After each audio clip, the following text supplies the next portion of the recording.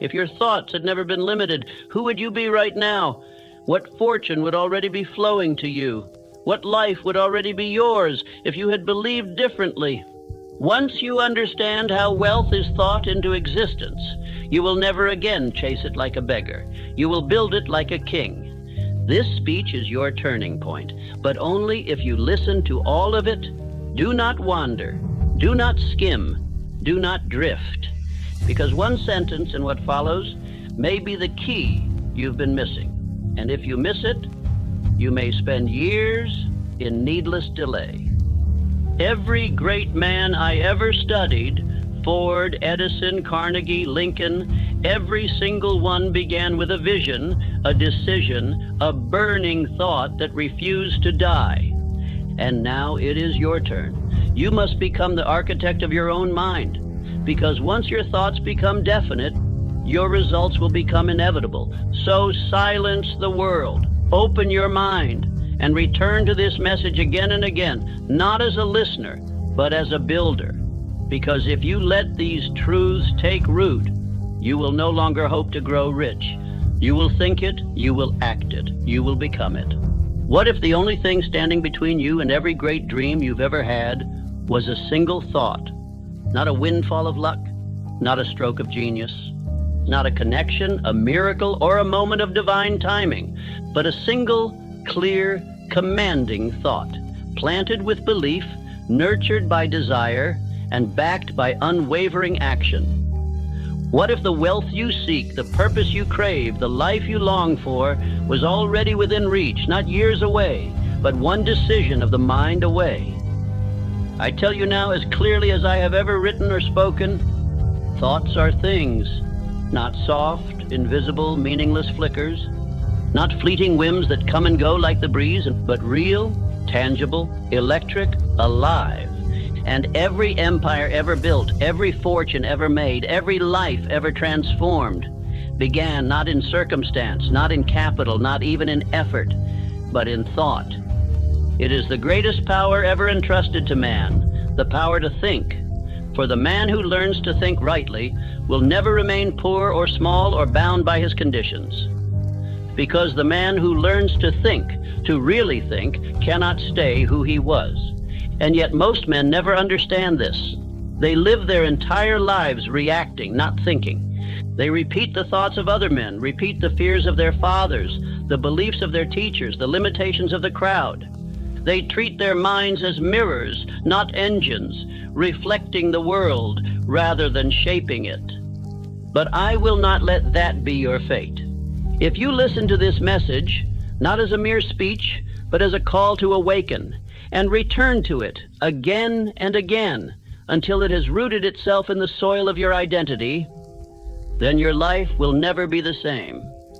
Because this is where the true journey begins, with a decision to think for yourself. Let me give you a story, a name you may not know, but one that embodies everything I'm about to teach you. Edwin C. Barnes, he was not born rich. He was not born talented. He had no name, no influence, and no money. But he had something better, a thought.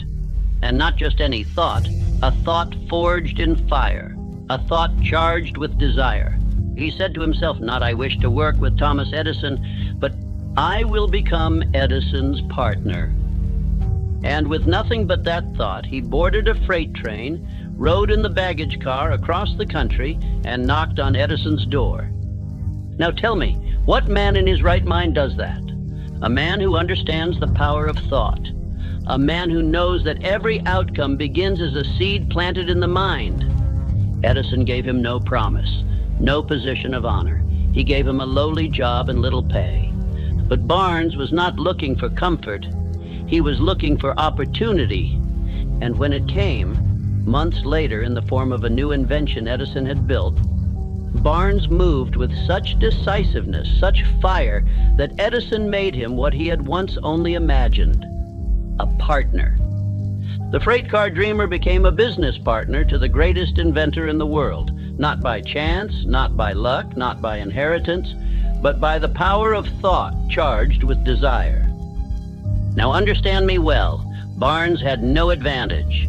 He had only what you now have, the power to choose your thought, to feed it, to believe in it, to act on it with such persistence that the world must bend. The great tragedy of most lives is this: men think weakly. They wish, they hope, they dabble. They say maybe someday, and wonder why the gates of fortune never open. But the universe does not respond to weakness. It responds to decision. It responds to belief. It responds to the man who has chosen his thought and aligned his entire being behind it. Barnes had no reason to believe he could succeed, except that he chose to believe it. That is what separates the man who merely dreams from the man who builds. Thought, backed by desire, fueled by belief, made real through action. This is the alchemy. And every man listening to this now holds the same gold within. Let me make this unmistakably clear.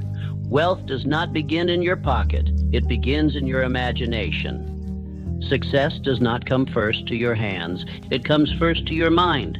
What you picture, you pursue. What you repeat, you believe. And what you believe, consistently, persistently, emotionally, becomes who you are. That is why you must return to this speech not once, but daily. Not casually, but intentionally. Because repetition is not a luxury. It is the master key. No man was ever transformed by hearing truth once.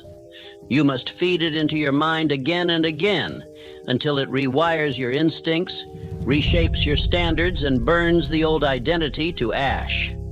This is not merely a video. It is a mirror, a weapon, and a blueprint.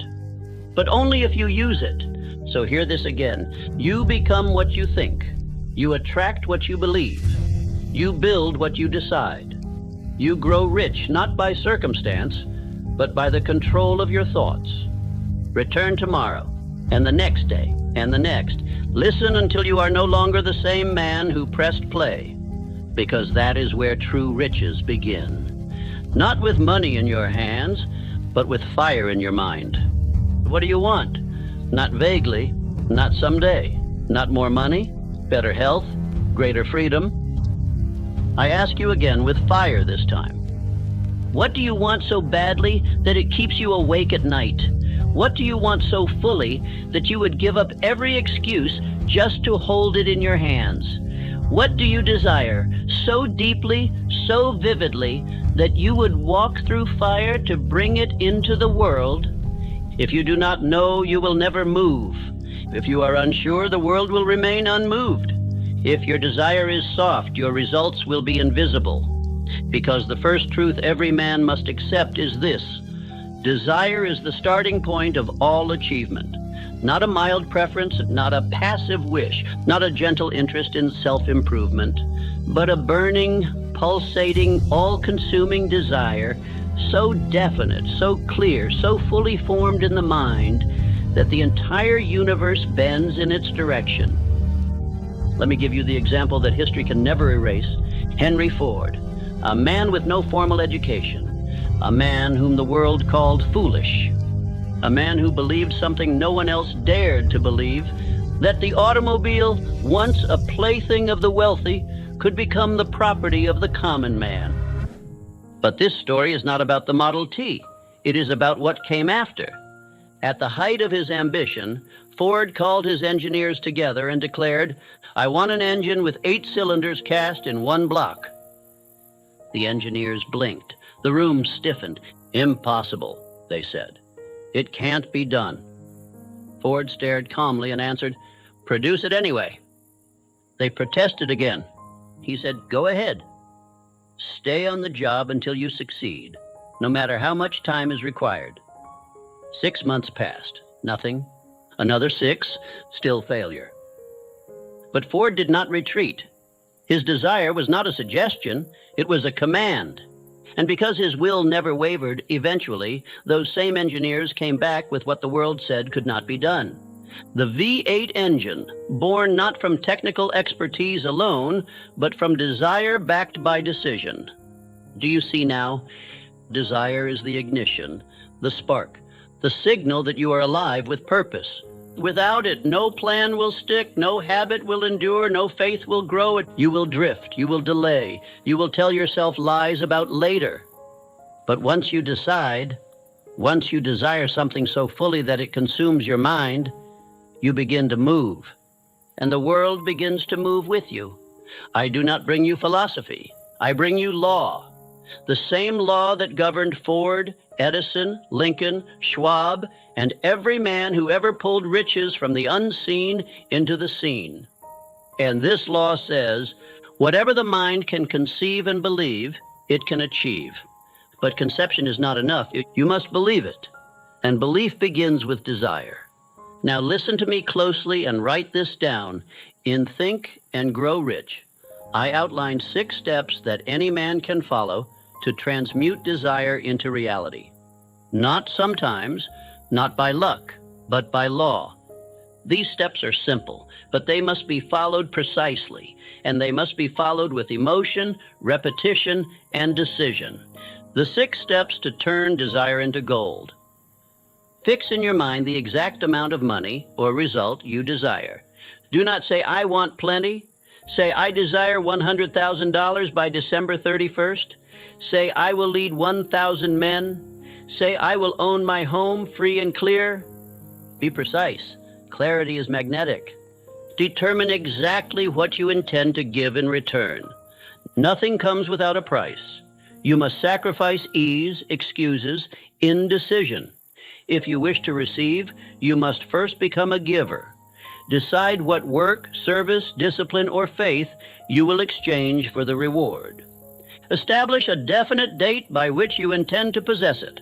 Goals without deadlines are fantasies. Decide the time. Lock it in your subconscious. Create a clear, concise statement describing what you intend to achieve, the time limit for its acquisition, and what you will give in return. This is your definite chief aim. This is your declaration to the universe. Read your written statement aloud twice daily, once in the morning, once at night. Speak it with belief, with vision, with faith. Do not read it like a chore. Read it like a man casting a spell upon his own mind, because that is exactly what you are doing. See and feel yourself already in possession of the goal. Visualize it. Walk in it. Let it live in you so strongly that the outer world has no choice but to rearrange itself around your belief. This is no parlor trick. This is no secret for the faint-hearted. This is work, mental work, emotional work, spiritual work. But I promise you this, if you do it daily, if you write the desire, speak the desire, see the desire, feel the desire, move toward the desire, then you will awaken something in you that is stronger than fear, stronger than fatigue, stronger than doubt. You will become possessed by purpose. And nothing on earth can stop a man whose mind is fully aligned with his mission. Now hear this truth. Most men fail not because they lack talent, but because they never truly decide what they want. Their desires are too soft. Their minds are too scattered. They chase goals they never define. They wish for riches, but never write the number. They want more, but never decide how much, by when, and for what. And so life gives them more of the same: confusion, delay, regret. But that will not be you, because from this day forward, you will treat desire as sacred. You will write it, you will speak it, you will feel it, and you will move toward it like a man who knows the world belongs to the bold. Desire alone is not enough. It must be backed by something stronger, and that is where faith and autosuggestion come in. When you speak your goal aloud twice a day, morning and night, you are not just talking. You are planting. You are programming the subconscious mind to expect success. And what the subconscious expects, it works to create. But here's the warning. If you do not speak your desire with emotion, if you do not repeat it with conviction, if you do not feel it as if it already exists, then the soil will remain hard and no seed will grow. This is why I urge you to build the habit of morning ritual and nightly command. Stand before the mirror, place your hand over your heart, and say your definite chief. Aim with power. Say it until your voice shakes. Say it until the picture becomes real. Say it until your doubts fall silent and your mind begins to believe. because repetition plus emotion equals installation. Desire plus faith equals direction. Direction plus action equals transformation. And so let me ask you again, not as a writer, but as a fellow builder of destiny. What do you want? Write it down. Speak it aloud. See it in your mind's eye and let it burn in your chest like fire. Let it become more than a wish. Let it become a decision. Because once a man's desire becomes a decision, the entire universe begins to move. What is faith? Not the word, not the ritual, not the vague idea taught by the timid. I ask, what is real faith? It is not hope. It is not comfort. It is not a passive belief that life will work itself out. Faith is a state of mind so deeply felt, so vividly installed, so endlessly repeated, that it rewires your entire being to expect success. And here is what most men never learn. Faith can be created, built, induced, installed, engineered by you. You do not have to be born with it. You do not have to inherit it. You do not need a preacher, a priest, or a philosophy to give it to you. And all you need is autosuggestion. Let us make this practical. Faith is not a miracle. It is a mechanism. It is created through the repetition of belief-backed words spoken aloud with emotion every morning, every night, until the mind begins to obey. Because the subconscious does not know truth from fiction. It only knows what is repeated, especially with emotion. Repeat weakness, and you believe you are weak. Repeat hesitation, and your life slows to a crawl. Repeat power, and power becomes your default. This is how the mind works, and this is how every man of power has built his empire, from the inside out. Let me show you. The story of Andrew Carnegie and the power of installed belief. Carnegie was not just a man of steel, he was a man of vision and faith. He did not begin with riches, he began with clarity, and more than that, he believed in his ability to achieve whatever he demanded of life. Not because someone told him so, but because he told himself so, again and again, until the belief sank into his very nature. But the true power of Carnegie was not only in what he achieved, but in how he taught faith to others. I sat with him, I studied him, I listened to him. And here's what he told me, something that changed my life forever. Napoleon, I don't just build steel, I build men. And I do it by teaching them how to believe in themselves. That was his real empire.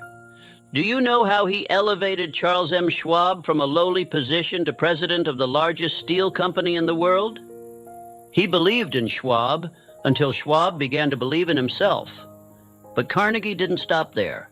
He instructed his men to write down their definite aim, to speak it aloud, to carry it in their pockets, to declare it to themselves every morning and every night with emotion. And in doing so, he was not just forming leaders, he was creating faith. And faith, once created, cannot be shaken. Let me say this again with all the clarity I can muster.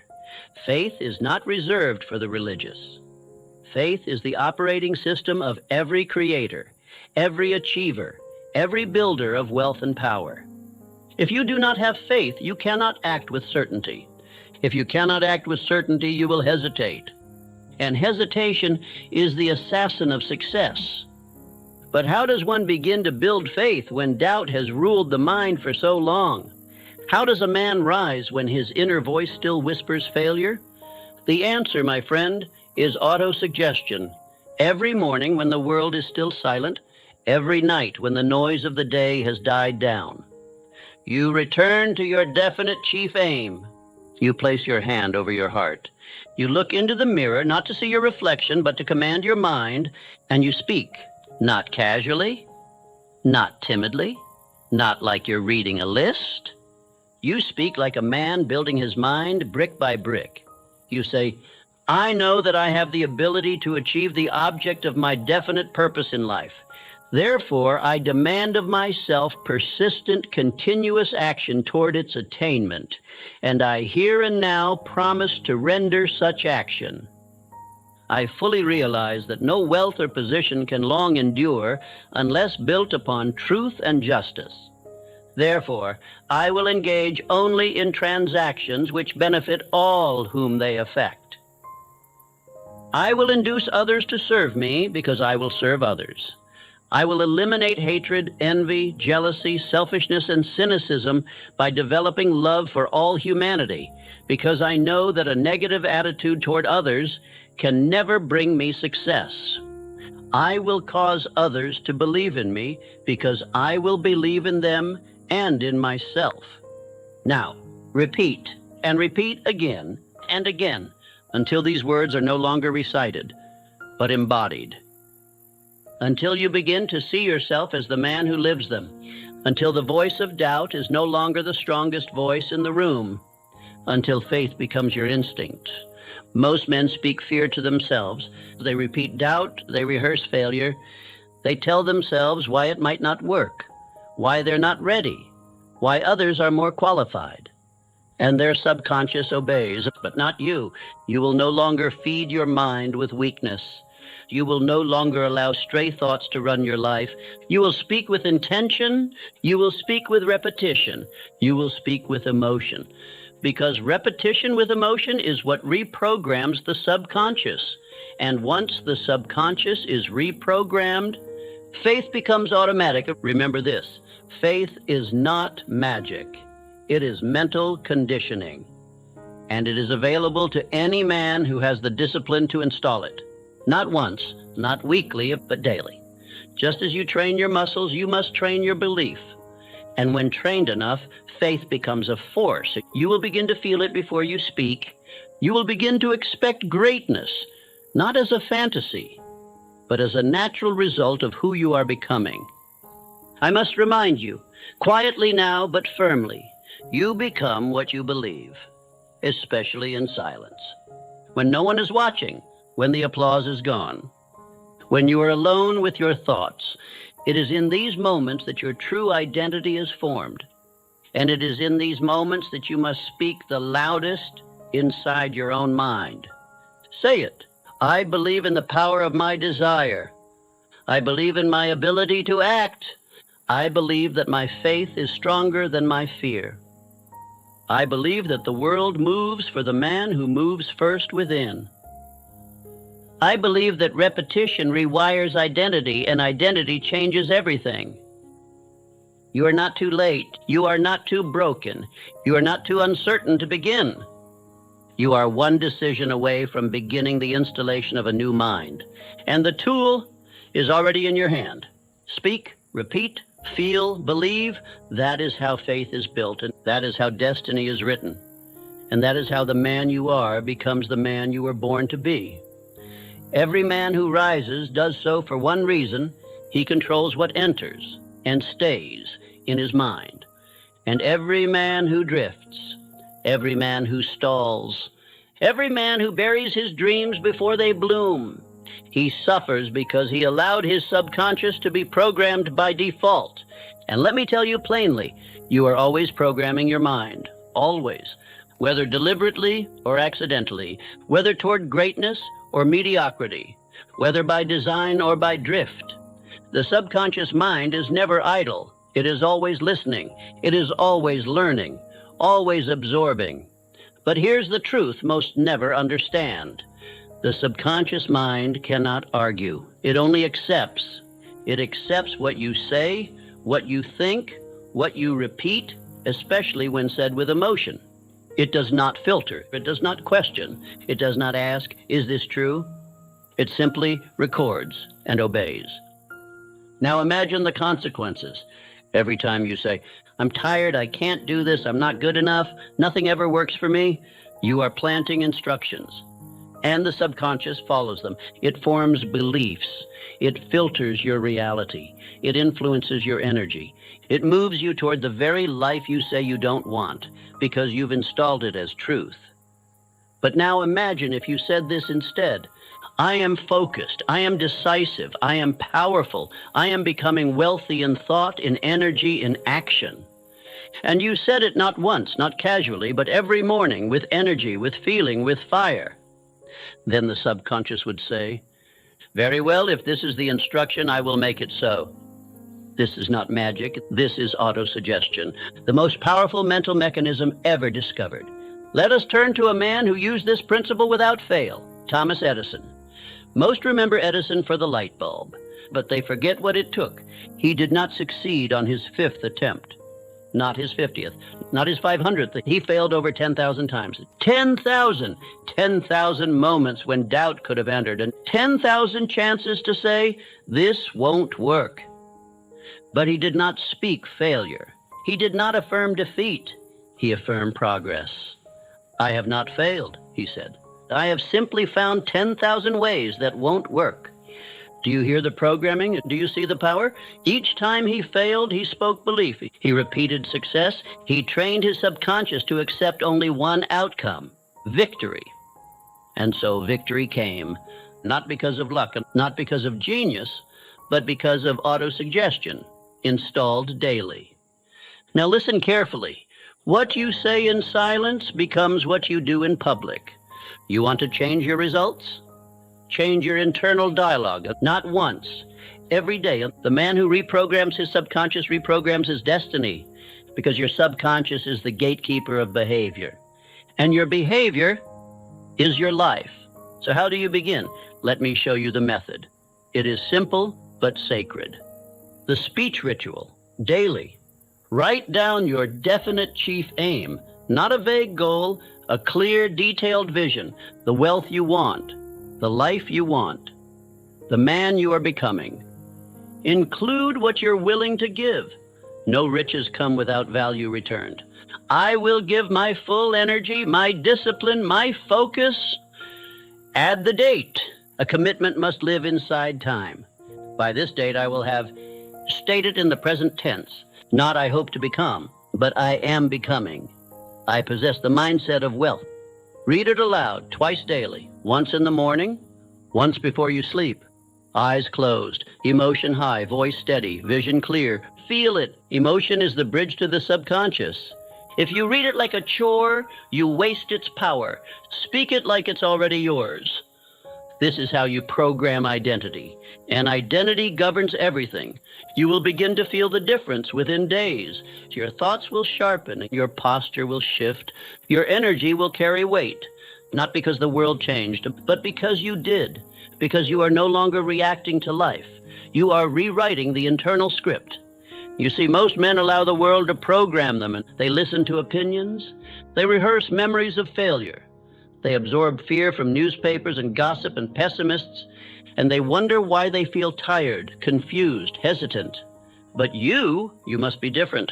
You must become the architect of your internal reality. And you do that through deliberate, emotional, repeated autosuggestion. This is not passive affirmation. This is not hoping. This is engineering. And repetition is your tool. Let me remind you. Any idea, plan, or purpose may be placed in the mind through repetition of thought. Think and grow rich. The subconscious cannot resist what is repeated with feeling. And once the subconscious accepts a new identity, it will do whatever it takes to make it real. Let me give you words to use. Speak these aloud if you dare. I am the designer of my destiny. I repeat success until it becomes natural. I am not waiting. I am installing. Every word I speak is a blueprint for my subconscious. Every repetition is one step closer to becoming who I am meant to be. My mind obeys me. My body follows. My results reflect my internal command. These are not suggestions. These are instructions. You are not asking. You are programming. And remember, autosuggestion is not an event. It is a ritual. You will not speak it once and become unstoppable, but speak it daily. Speak it emotionally. Speak it with faith, and you will become inevitable. This is how I built my mind. This is how Edison persisted, how Ford believed, how Carnegie envisioned. Not through motivation, but through daily, repeated emotional command of the mind. That is what separates those who try from those who rise. So I say this to you now. The subconscious cannot argue, but it will obey. And the only question left is, what orders are you giving? Speak wealth. Repeat discipline, install certainty, and become the man who no longer reacts, but commands, the man who doesn't drift, but declares, the man who doesn't wish, but repeats until he becomes. Now rise, speak, repeat, installation, become. Knowledge is only potential power. It becomes power only when and if it is organized into definite plans of action and directed to a definite end. There is a myth that destroys more dreams than failure ever could. A quiet deception that whispers into the ears of the ambitious and tells them, if I just learn more, I'll succeed. But let me warn you plainly, general knowledge is not power. Reading endlessly, studying broadly, collecting facts like trophies, this does not create wealth. Power belongs to the man who can apply what he knows. Power belongs to the man who can take knowledge and use it with precision. Power belongs to the man who organizes knowledge toward a definite goal. You can read every book in the library. You can quote philosophy. You can memorize theory. But if you cannot apply that knowledge to a definite chief aim, you are no closer to riches than a man who is illiterate. Let me take you now to the story of a man who proved this truth beyond doubt, Henry Ford. Ford had little formal education. He could not tell you the square root of 379. He could not explain ancient history.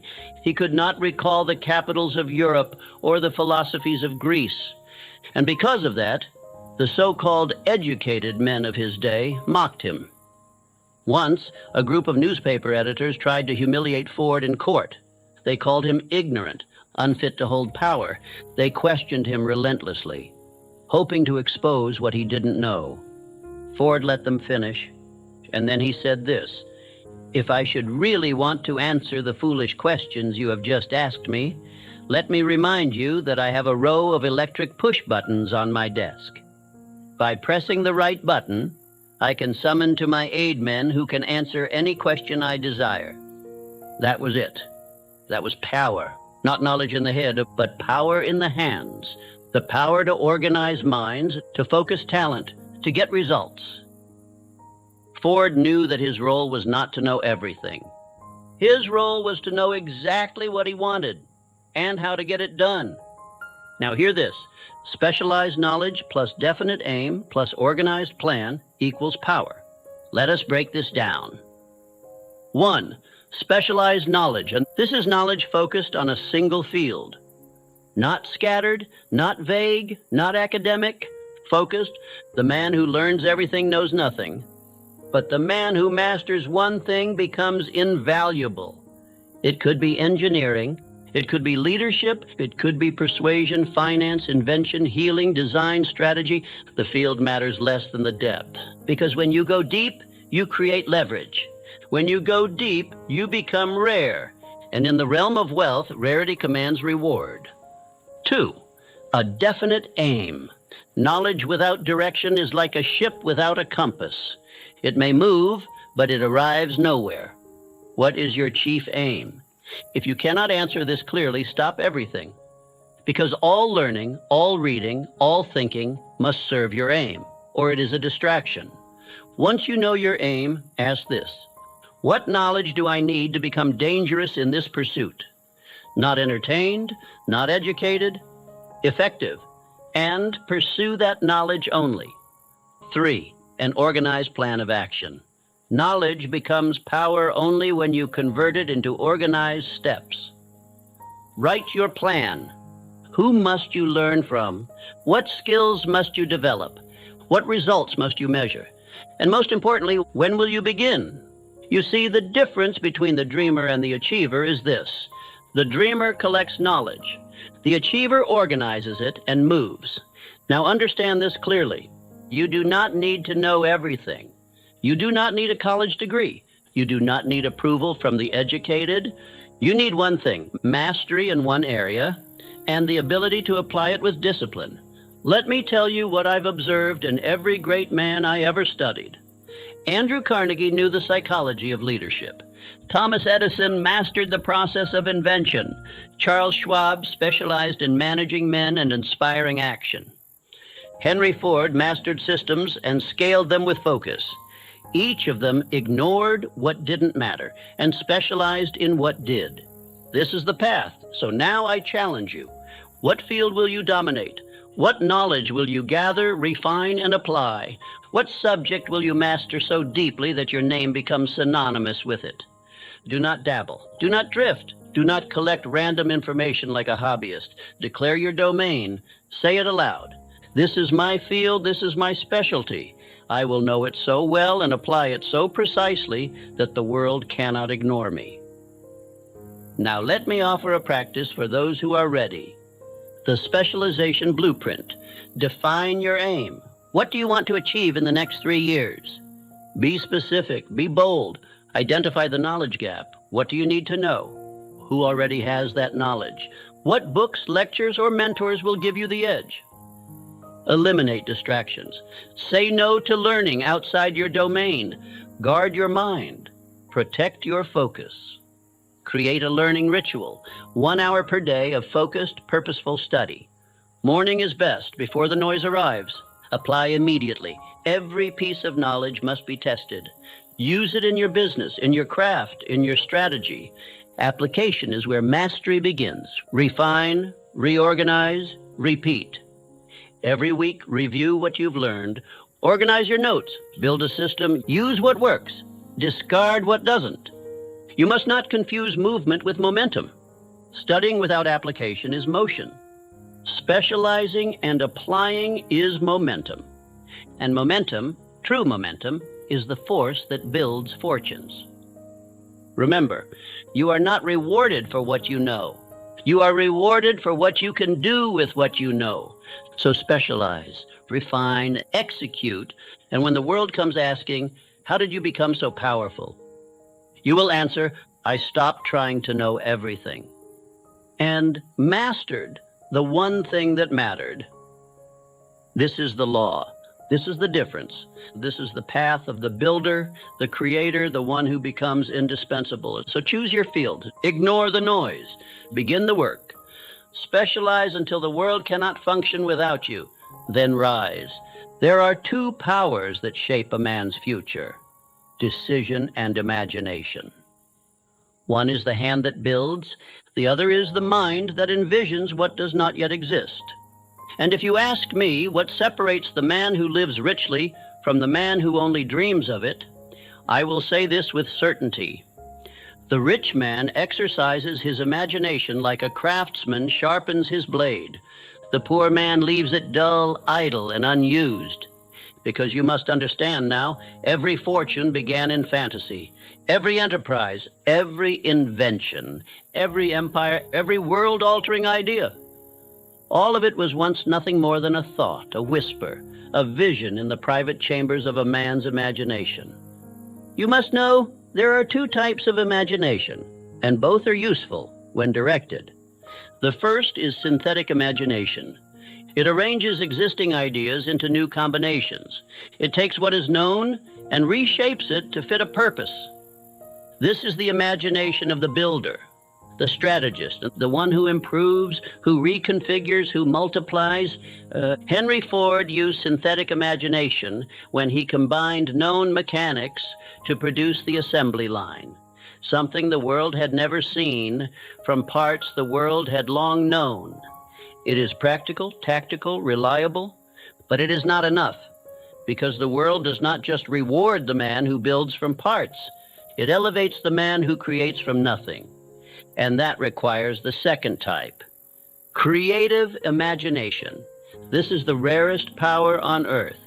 It is the faculty by which man taps into the invisible, the great reservoir of infinite intelligence, the realm of intuition, of inspiration, of ideas that arrive not by logic, but by revelation.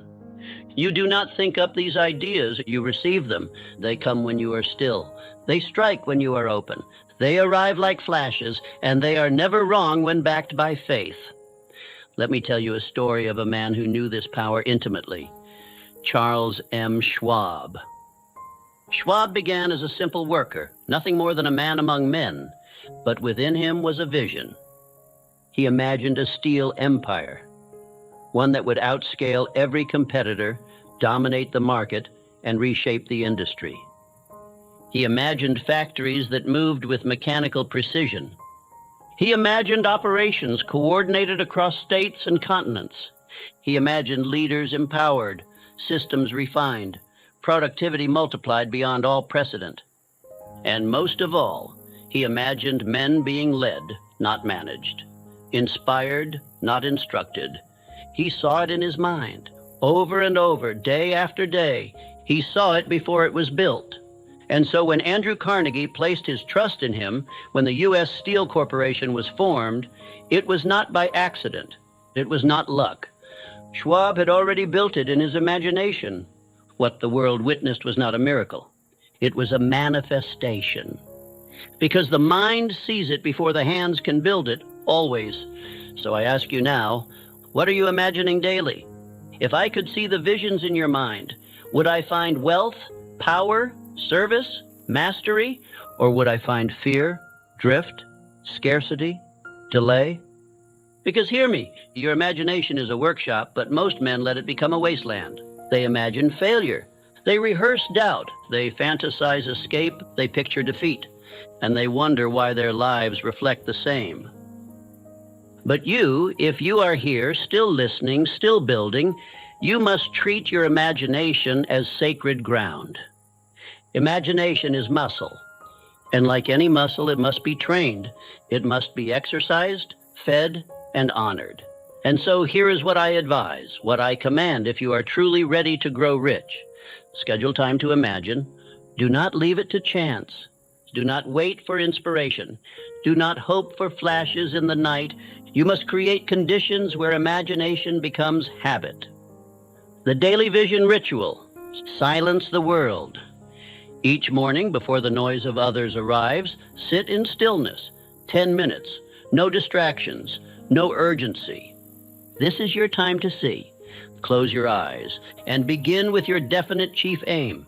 See it, feel it, imagine it in vivid detail. Walk inside your future. Imagine the office you built. Imagine the letters you'll sign. Imagine the people you'll serve.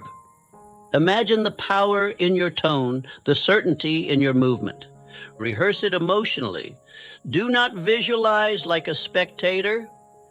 Feel it like a participant. Let your nervous system believe it's already happening. End with a declaration. Say aloud, I see it, I believe it, I am building it. If you will do this daily for 30 days, if you will make your imagination the architect of your identity, then the results will not surprise you. They will follow you like iron follows magnetism.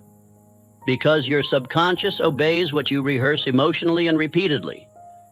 And imagination is the origin of rehearsal. Let me leave you with this. Every empire was once a vision. Every invention was once impossible. Every fortune was once invisible. But a man saw it. A man believed it.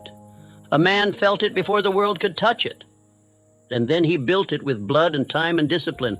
Imagination is not childish. It is godlike.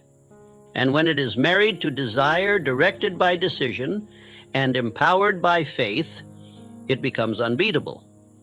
So write this into your creed. I do not imagine what I fear. I imagine what I am building.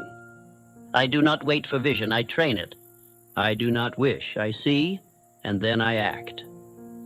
This is the workshop of the rich, not made of tools but thoughts, not built in stone but spirit.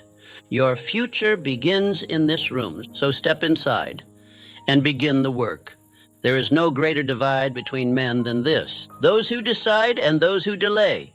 Study the ruins of 1,000 forgotten dreams, and you will find no external enemy, no disaster, no betrayal more responsible than this one silent killer, indecision. It is the root of hesitation, the seed of self-doubt, the first open door through which fear enters, builds a home, and slowly poisons a man's ambition from within. Indecision is the silent destroyer. It does not shout. It does not stab. It whispers. It waits. It convinces you to think it over, to wait for a sign, to gather more information, to sleep on it. And then, one day becomes a week. A week becomes a season, and a season becomes a lifetime. And the thing you once felt called to do, the business, the move, the book, the mission, it dies.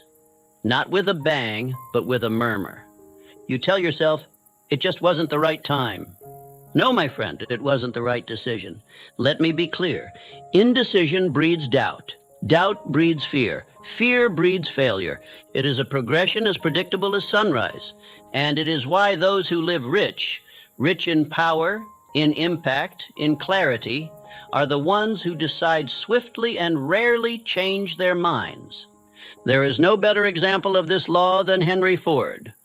Ford was not the smartest man of his era. He did not have a university pedigree. He was mocked by intellectuals, underestimated by competitors. But Ford had something stronger than intelligence. He had decisiveness backed by faith. When the world said impossible, Ford said, build it anyway. When his engineers told him the V8 engine could not be manufactured in a single block, Ford told them, produce it anyway. Month after month, they returned with failure, and month after month, Ford made the same decision. Stay with it until it's done. That was the man. That was the power. That was the principle. He decided, and the world adjusted. Understand this.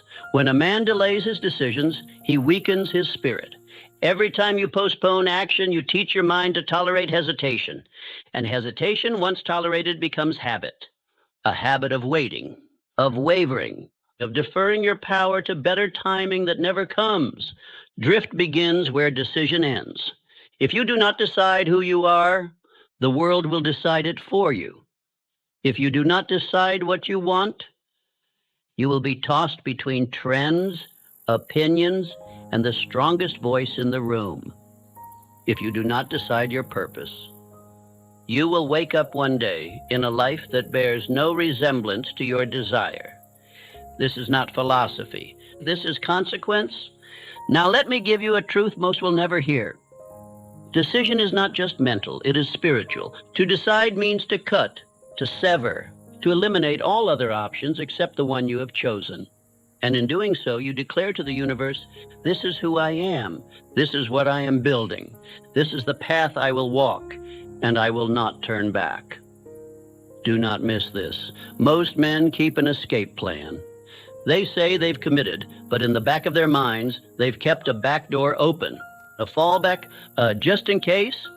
But that escape plan is the very thing that kills the fire. Because the mind knows when you are bluffing. It knows when you've left a rope tied to the dock. It knows when you haven't burned the bridge. And so it holds back. It withholds energy. It withholds full power. It whispers, we can always go back. Number. If you want the reward reserved for the committed, you must do what most will not. Burn the bridge. Think now of Cortez, the conquistador who landed on the shores of Mexico with a mission that would demand everything of his men. And what did he do upon arrival? He burned the ships.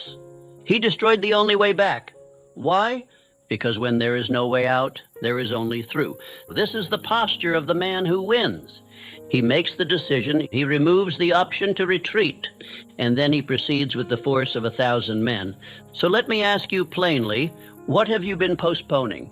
What decision have you delayed under the illusion of logic? Where have you left the door open to drift? You already know the answer, and now you must act.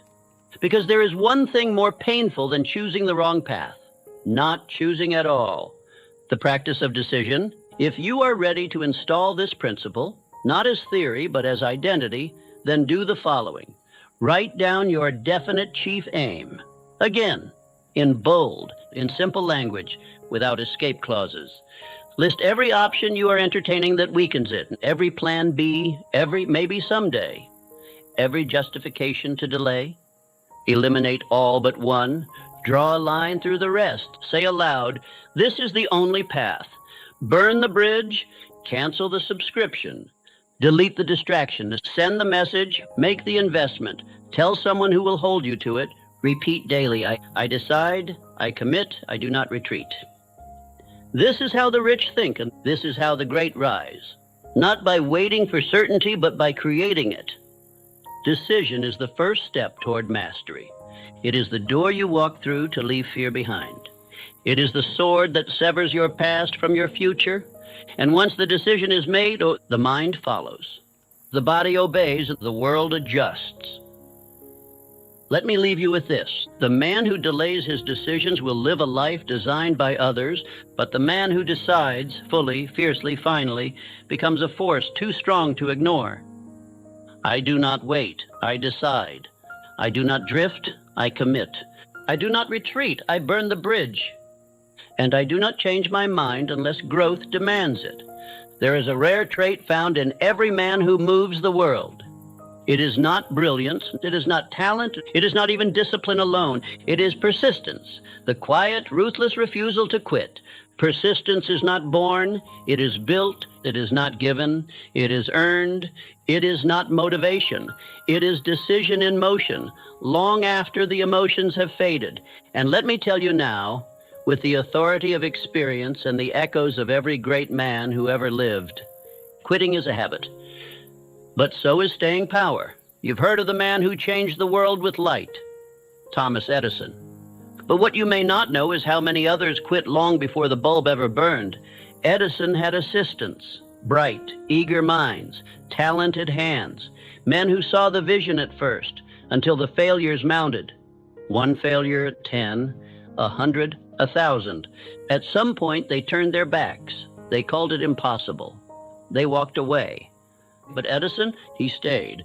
10,000 failures, still he stayed. And because he persisted, he succeeded. That's the lesson. It wasn't the most talented who crossed the finish line. It was the one who refused to stop walking. Let this truth pierce you. Most people fail not because they lack talent, but because they quit just before the miracle. Just before the door opened, just before the compound interest of effort revealed its reward, just before the world was about to bend in their favor. They let go, they slowed down, they said, "It's not working," and turned back without ever realizing how close they were. And here's the danger. Once quitting becomes acceptable, it becomes easy. Understand this. The mind remembers what you tolerate. Every time you quit, even in secret, your subconscious records it, and it starts to believe, I don't finish things. I can't keep going when it's hard. I give up. That belief becomes identity. That identity becomes limitation, and that limitation becomes your life. But here's the power. Persistence is also a habit, and once trained, it becomes unbreakable. You must begin to rewire your mind to associate difficulty with forward motion. When it gets hard, you double down. When it gets heavy, you lift anyway. When it feels pointless, you press on. This is the posture of persistence, not perfection, not constant motivation, but movement, no matter how it feels. Think of a stonecutter. He strikes the rock 100 times, and it does not crack. But on the 301st strike, the rock splits in two. Was it that final blow that broke it? It was every blow that came before it. Persistence is not glamorous, it is not praised, it is not applauded, but it is the law. The man who persists long enough will always outlast the man who only moves when it's easy. Let me be direct. You do not need more motivation. You need a higher threshold for boredom, for repetition, for silence, for days when the results are invisible and still. You show up, because that's what persistence is. It is consistency without applause. It is grit in the absence of praise. It is faith that what you're building is real, even when you can't see it yet. Ask yourself now, what have I quit in the past? What did I stop just before it could become something? Where did I let go because I wasn't feeling it anymore? You know, and you know the cost. So the question is, will you keep repeating that pattern, or will you forge a new one? Build the habit of following through. Let us make it practical now. If you are ready to install persistence into your very nature, this is what you must do. 1. Commit small but fully. Don't just commit to the grand vision, commit to the daily brick. If your goal is to write a book, your job is not the whole book. Your job is the page today. Write it, even when it's bad, especially when it's bad, because that is what persistence looks like. 2, keep a victory journal. Each day, write down what you followed through on, even the smallest act, even when your emotions screamed, don't. This is how you train your subconscious to believe, I am a man who finishes. I am a man who does what he said, especially when he doesn't want to. 3, repeat the identity. Say this aloud. I persist.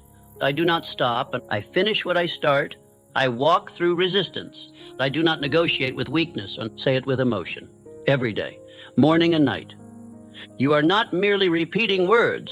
You are installing identity. 4, embrace the dip. There will come a point, always, when the work feels stale, when the results feel slow, when the excitement has vanished. This is the dip, and most men quit there. But not you. You lean in. You push through. You stay long enough to rise on the other side, because you know the dip is the place where most men die. And the persistent man is the one who walks out with gold in his hands. 5, treat resistance as the signal to continue. When you feel like stopping, say to yourself, this is the resistance. This means I'm close. This is my sign to keep going. Because the enemy always shows up when the miracle is near. Remember this, Edison succeeded because he persisted. Ford broke through because he persisted. Carnegie built an empire because he persisted. They were not superhuman. They were just the last men standing. So be the last man standing. Be the one who outlasts the resistance. Be the man who does not stop until it is done. Your life will be built not in the flash of genius, but in the repetition of effort. Every day you show up when it's hard, you cast a vote for the man you're becoming, and one day the world will call you unstoppable. But you'll know the truth. You were never unstoppable. You were just persistent. Say this with me now. I do not stop. I do not fade. I persist until the job is done, and I do it again tomorrow. That is how the rich are made. That is how you rise, and that is how you finish. No man ever became great alone, not truly, and not wholly, not without a mind beyond his own. Power, real power, is not isolated. It is multiplied. Through the alignment of minds, through the fusion of belief, and through the brotherhood of a shared aim. Let this truth settle deeply into your understanding. The mastermind is the unseen force behind every towering fortune, not because others do the work for you, but because 2 aligned minds are more than twice as powerful as one. Let us return to the man who gave me my mission, Andrew Carnegie. You may know the name. You may know the steel. You may even know the fortune. But do you know the secret? Carnegie did not rise alone. He did not hold every answer. He did not pretend to know everything. Instead, he summoned minds to his cause, a small circle of visionaries, builders, believers. They called it the Council of Power. It was a group of men so deeply aligned in aim, so rich in faith, that their collective belief became an unstoppable current.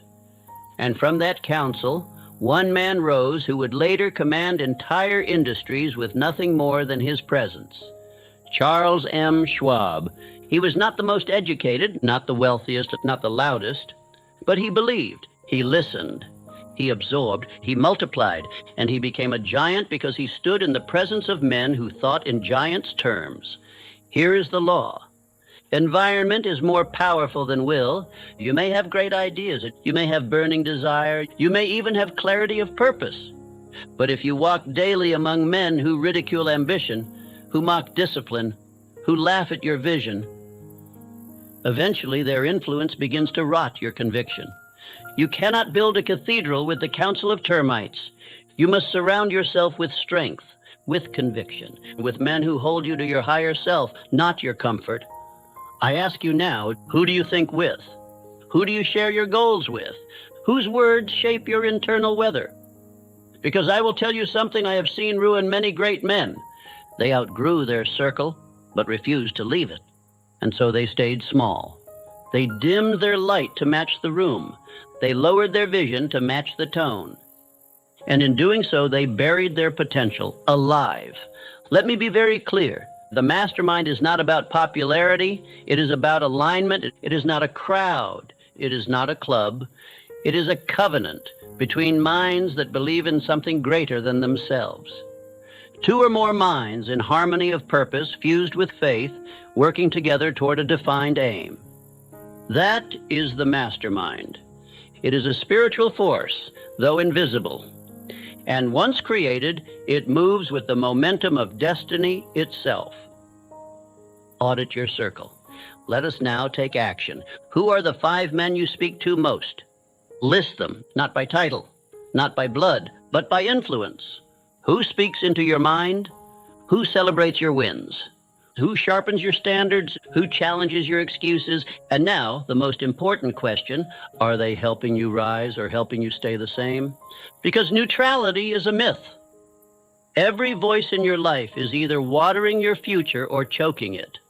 If you are serious about building wealth, mental, spiritual, financial, you must build your counsel, not tomorrow, not someday. Now, how to build your mastermind. 1, decide what you need to begin with clarity. Do you need strategy?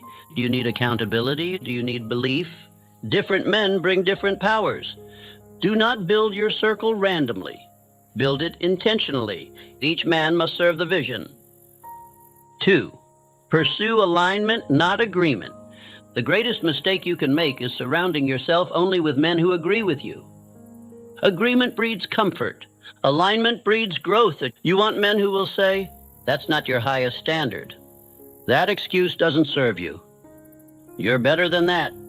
But who say it with belief, not ego. 3, bring something to the table. If you want to sit at a table of greatness, you must bring value. That may be discipline. That may be clarity. That may be energy, encouragement, or vision. Do not show up empty-handed. Power is attracted to power. You do not need to be wealthy to join a mastermind. You need to be committed. That commitment, when real, will magnetize other committed men to you. 4, protect the vibe at all costs. One negative voice in a mastermind can poison the well. One insecure man can pull the group into ego, into complaint, into mediocrity. The mastermind must be sacred, not soft, not safe, but sacred. A place where visions are spoken aloud, where identities are forged, where weakness is exposed but not accepted. Guard the circle. It is the source of your momentum. Let me leave you with this. Your destiny is shaped not just by what you think, but by who you think with. Edison had his team. Ford had his engineers. Carnegie had his council. None of them rose alone. Each of them built a force of minds around them, and when the world doubted, their mastermind believed. When the market shook, their mastermind stood firm. When doubt knocked, their mastermind answered with faith. Say this aloud. I think with clarity. I think with vision, and I think with power, and I surround myself with minds who sharpen mine. You are not meant to do this alone. You are not meant to carry the full weight of your vision without reinforcement. Find your few, speak your aim, sharpen together, rise together, because where one man burns out, a brotherhood of power becomes unstoppable. There is a world within you that governs the world around you, not in metaphor, not in philosophy, but in law. Your subconscious mind is the soil. Your thoughts are the seed, and your results are the harvest. Whatever you plant, through repetition, through emotion, through belief, will grow, whether that be riches or ruin. Let no man convince you that success is purely a matter of toil, talent, or timing. These are surface-level observations. What most do not see, what they refuse to understand, is that every empire first lived in the mind of its builder. It existed in the unseen, long before it showed up in stone and steel. Everything begins below. Everything. Let us take, for example, a man whom history has both admired and misunderstood, Abraham Lincoln. When the country stood divided, split by war, by hatred, by fear, most saw only chaos. But Lincoln saw something else. He saw union, not as a political strategy, not as a possibility. He saw it as inevitable. It lived in his subconscious mind before it lived in the nation. It was his dominant thought, planted so deeply that no amount of ridicule, no act of war, no whisper of doubt could uproot it. While others feared collapse, he rehearsed unity. While others spoke of retreat, he repeated belief. And in doing so, he channeled from that invisible realm the infinite intelligence, a wisdom, a clarity, a power that carried the soul of a broken country toward healing. He did not do it alone, but it started within. Understand this: the subconscious mind does not argue. It accepts what you feed it, especially when repeated with emotion, whether true or false, helpful or harmful. It does not discriminate, it does not debate, it downloads. And once something is downloaded long enough, loud enough, consistently enough, it becomes your operating system. It becomes your reflex, your instincts, your identity. This is how men become wealthy, not merely in finance, but in spirit. They first rehearse that wealth within until the outer world has no choice but to reflect it. But I must issue a warning. Most men allow their subconscious to be programmed by accident. They listen to the wrong voices. They replay old wounds. They soak in opinions, criticism, fear, thinking these things are just part of life. But they are not. They are inputs, and inputs become identity. Garbage in, failure out, clarity in, power out. Let us bring this into practicality. There are only 3 tools you need to master your subconscious: repetition, emotion, focus. These are the tools of all transformation. Let us take them one by one. First, repetition, the language of the mind. Whatever you repeat, your mind accepts as law.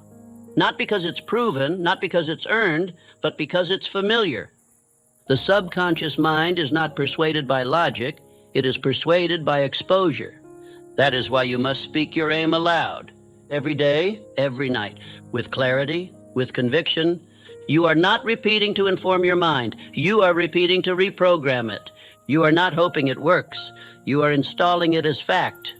The world may say otherwise. Your current reality may scream otherwise. But if you continue to repeat, the subconscious begins to obey you, and when it obeys, your world will bend. 2, emotion, the power behind the words. Many make the mistake of repeating lifeless affirmations. But the subconscious responds to emotion, not monotony. You must speak your aim with fire, with faith, with certainty that moves your blood. If you say, "I am wealthy," and your voice is timid, your mind will reject it. But if you say it with power, with identity, your mind accepts it as reality. Emotion is the glue that bonds belief to your being, and belief, when fully planted, becomes behavior, and behavior becomes fate. 3, focus, the guard at the gate. Even a well-programmed mind can be corrupted if you let anything in. That is why you must guard your focus like a fortress. You must choose your inputs as carefully as you choose your investments. Do not listen to voices that mock your ambition. Do not entertain opinions that doubt your direction. Do not read material that contradicts your faith. Your subconscious cannot filter. You must filter for it. Every book, every conversation, every inner monologue, each one is programming. And you must ask with intensity, does this align with the man I am becoming? If not, shut it out. Now let us build a ritual. I call it the mental installation ceremony. Each morning upon waking, before the noise of the world enters, speak aloud the following: I know who I am. I know where I'm going. I repeat only power. I install only belief. I attract only what aligns. Then speak your chief aim. Say it with emotion. Say it until your skin feels it. Say it until your posture changes. Say it until your subconscious kneels and accepts it as fact. Do this every morning, every night, without fail. This is not motivational fluff. This is neurological reprogramming. This is how you bend identity. This is how you think and grow rich. And now let us remember one final truth. The subconscious mind is not merely your servant. It is your bridge to the infinite. It is the place through which infinite intelligence flows. This is no mysticism. It is the quiet whisper of guidance. It is the flash of inspiration that cannot be explained. It is the knowing that arrives without evidence, and it speaks only to the man whose subconscious has been prepared, through repetition, through stillness, through faith. Lincoln had it, Edison had it, Ford had it, Carnegie mastered it. And now so shall you. If you will build the internal world, the external will rearrange itself accordingly. That is law. Say it now. My inner world governs my outer world. I plant belief. I water it with repetition. I grow a life aligned with power. I guard my mind, and my destiny obeys. Let this become your creed. Let this become your compass, because the world around you is only ever a mirror reflecting what you have planted within. Change the seed, change the soil, and you change the harvest forever. There is a secret within you, a mechanism so powerful, so precise, that even the most brilliant minds have barely scratched its surface. You are not just a thinker. You are a transmitter, a receiver, a living antenna for thought. This is not poetry. This is physics. This is truth. Every thought you hold, every belief you repeat, broadcasts a vibration. It is felt, it is heard, it is received, not only by other minds, but by the infinite intelligence itself. That which you think, you attract. That which you dwell upon, you begin to summon. That which you vibrate, you become. In the pages of Think and Grow Rich, I wrote, through the medium of the ether, a human being may send vibrations of thought as readily as one may send sound through the atmosphere. You may not see it, but the broadcast is real. You think in silence, yet the world listens, and the world responds. Let me paint this plainly. Your brain is not only an instrument for thinking, it is a tool for magnetizing. Every thought has a frequency. Every thought is energy. And energy by law seeks its own level. Like attracts like, always. If your dominant thought is wealth, you will begin to draw opportunity, people and ideas that match it. If your dominant thought is fear, you will call upon the very evidence that proves your worry was justified. This is not guesswork. This is how the mind, the body, and the universe interact. You are not separate from the world. You are linked to it through vibration. Let me give you a concrete image. Imagine the brain as a radio tower. The thoughts you think are the signal. The emotions you attach to them are the amplifier. The clarity of your desire is the frequency. The results you experience are the echo of your own vibration. Most men send out weak, broken, conflicting signals. And so they receive noise, confusion, struggle. But the man who thinks clearly, with intention, with repetition, with faith, he becomes a magnet for the very life he envisions. Think now of the men who have shaped the world. Henry Ford. He repeated his vision of an affordable automobile so often with such emotion that not even the disbelief of his own engineers could interfere with his signal. He didn't just build a machine, he transmitted a belief until the world had to match it. Thomas Edison, who carried in his mind the certainty of the electric light long before the physical prototype had ever worked, 10,000 failed attempts could not change his frequency. Why? Because his dominant vibration was belief, and the universe will always obey the man who refuses to shift from his aim. These men did not just invent, they aligned. They became living broadcasts of their vision, and the world tuned in. Now let me tell you a truth few will ever understand. You do not attract what you want. You attract what you are. Desire alone is not enough. You may want wealth, but if your vibration is doubt, you will attract struggle. You may want love, but if your vibration is need, you will attract distance. You may want power, but if your vibration is fear, you will attract weakness. You cannot fake your frequency. The subconscious mind will always broadcast the truth of your beliefs. And the ether, the invisible network that connects all things, responds only to vibration, not to empty wishes, not to weak hope, but to the dominant thought of your being. So the question becomes, what are you vibrating? What thought holds the highest emotional charge in your mind? Is it faith or fear? Is it clarity or confusion? Is it I will? Or what if I can't? That vibration is your current address. And every result in your life is being mailed there. Change the signal, and the destination changes. Let me offer you this law.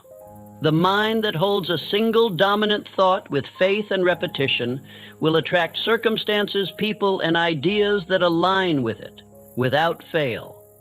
This is not mystical. It is mechanical. The brain becomes a magnet when it holds its signal long enough, clear enough, and strong enough. But most men change the channel every day. One moment they believe, the next they doubt. One moment they repeat their vision, the next they scroll through the opinions of others. One moment they affirm success, the next they rehearse fear. Their broadcast is chaotic, and chaos attracts chaos. But the man who holds the line, the man who thinks with consistency, the man who refuses to let go of his signal, he becomes the most dangerous force on earth. Let me give you the daily ritual. Each morning as you begin your day, ask yourself, what is the signal I am broadcasting today? If it is anything less than power, clarity, and purpose, change it. Speak your chief aim aloud. Repeat it with emotion. Visualize it as complete. Feel it in your breath, in your spine, in your walk. Hold it, and keep holding it. Do not change the station every time fear whispers. Do not tune in to failure. Do not dial down your vibration to match the opinions of the world. The world does not dictate your signal. You do. And when your vibration becomes stronger than your environment begins to rearrange itself to match your vibration. Say this now. I am a transmitter. I am a receiver. I do not attract what I want. I attract what I am. I align my mind. I clarify my signal. I become what I broadcast. Let those words become your code. Because thought is not passive. It is power in motion. The man who learns to think with precision, who vibrates with belief, can bend the unseen to shape the visible. You must not just think. You must broadcast. And you must broadcast only what serves your vision. Faith, clarity, definiteness, and purpose. These are your frequencies. Tune to them daily, unshakably. And the world by law will tune itself to you. There is a chamber in the mind that few ever enter. It is not reached by logic. It is not accessed through memory, nor forced open by intellect. It cannot be summoned by books or study, nor unlocked with frantic effort. And yet, it is real. It is powerful. It is your final gateway to the infinite. This chamber is called the sixth sense. It is the silent nudge, the unseen voice, the hunch that proves true, the whisper that knows what reason cannot explain. You have felt it before, but perhaps you did not recognize it, or worse, you dismissed it as coincidence. But I am here to tell you, this sense is no superstition. It is not fantasy. It is not fiction. It is the summit of all higher faculties, the crown jewel of the mind, the culmination of faith, autosuggestion, decision, and persistence, all working in harmony. And when awakened, it becomes your greatest guide. Let me tell you a story, one that has never left me. In the years when I was writing Think and Grow Rich, I discovered a method, one that I did not learn from any man, but one that arose from silence, desperation, and deep concentration. Each night before retiring, I would enter a quiet state of thought, and there, within the sanctum of my imagination, I began to call upon a council of men, giants of history and industry. I called this exercise my invisible counselors. Each man was chosen for a reason. Lincoln for moral courage, Carnegie for steel resolve, Edison for invention, Ford for persistence, Darwin for curiosity, Napoleon for strategy. I would speak to them, not in fantasy, but in focused inner dialogue. I would ask questions, I would listen, and I would write down what came. Now hear this clearly. I do not claim these men visited me in spirit. I do not suggest they spoke from beyond the grave, but I do claim this. Through the sixth sense, activated by repetition, by belief, by emotion, I received guidance beyond my conscious ability.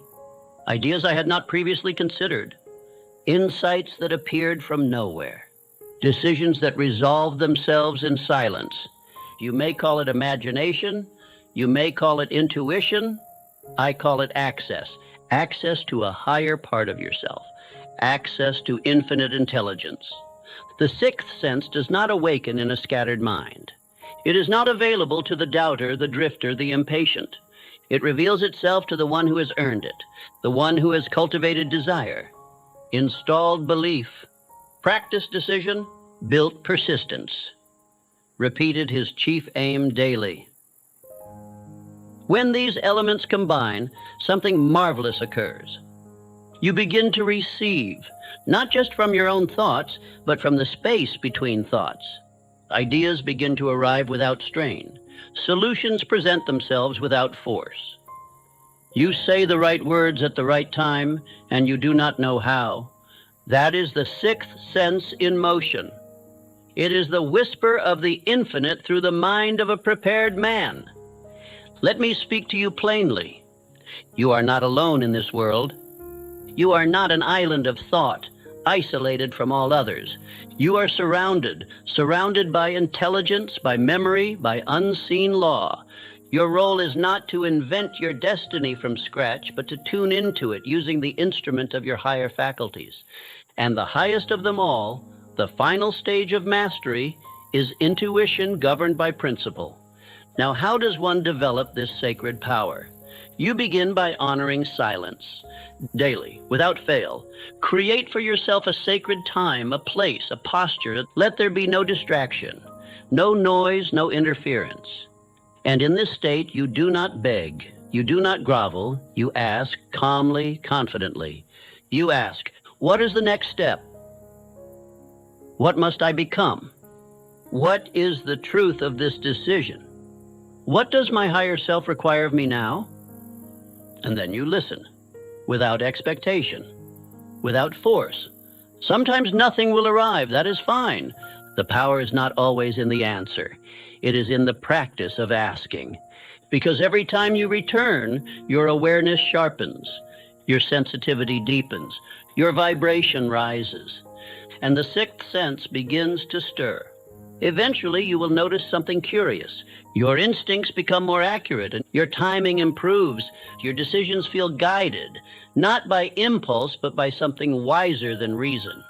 You begin to trust your own inner voice, not the voice of emotion, but of higher knowing.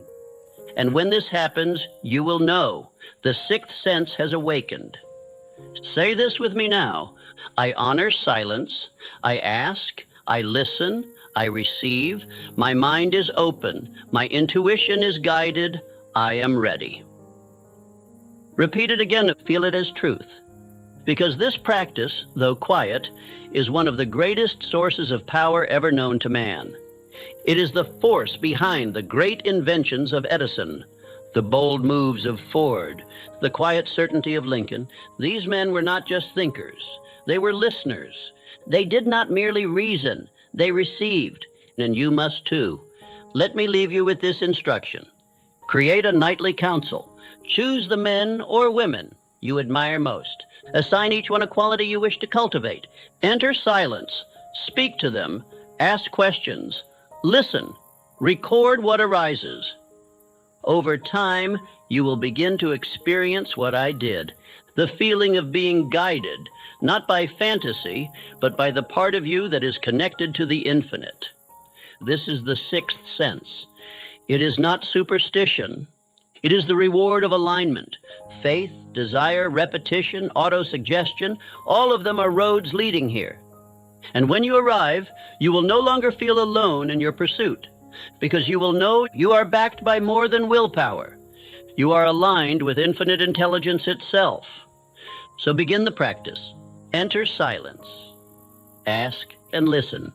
Your next breakthrough, your next invention, your next transformation is already waiting. Now let us continue. There is a silent war within every man, not a war of swords nor of bullets, but of beliefs. And this war is not waged in the world, it is waged in the mind. It is the war between progress and paralysis, between boldness and hesitation, between faith and fear.